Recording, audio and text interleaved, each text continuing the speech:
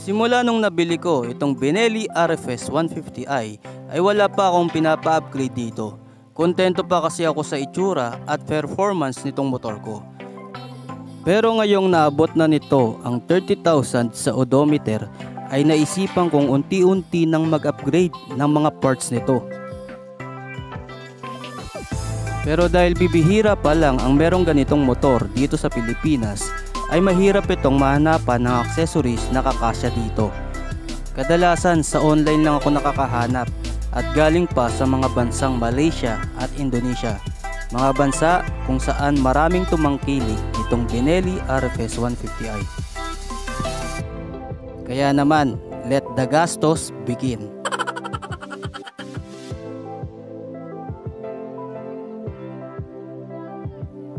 Una kong pinagawa noong naka 30,000 km na ito ay syempre change oil filter at throttle body cleaning.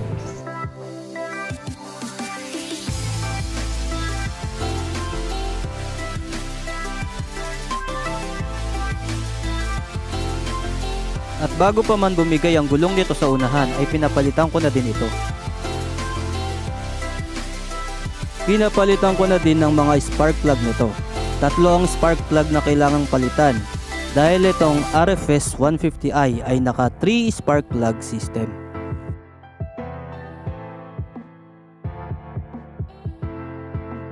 Kinailangan na ring palitan ang knuckle bearing nito kaya pinapalitan ko na for safety.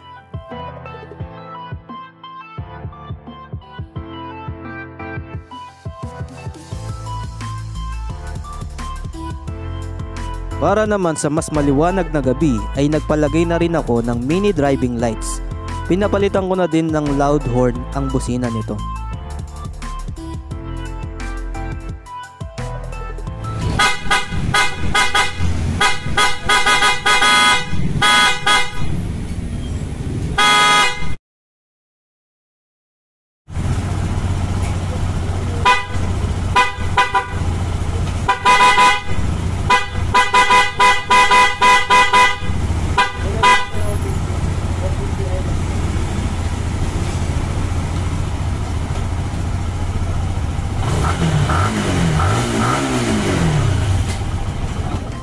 Ayan mga kambanatics, ito yung aking Benelli RFS 150i.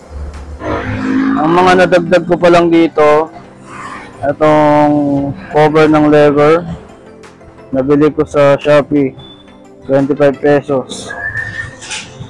Itong engine cover, nabili ko rin sa Shopee, 439 pesos. Saka itong hook, utility hook, 82 pesos sa Shopee. Hindi nga kakulay eh. Iba yung pagka-blue niya sa ano. Pero okay na rin yan. Bumili ako ng step grill para dito pero hindi kasya. Ibang ano, mahirap hanapan ng step grill tong Benelli RFS. So kung may recommend kayong shop na mabibilan ng step grill para dito sa Benelli RFS 150i, paki-suggest naman po. Salamat. Sa totoo lang marami pa akong gustong i-upgrade sa motor ko. Pero gaya nga ng sabi ko, mahirap hanapan ng kasukat na accessories itong Benelli RFS 150i.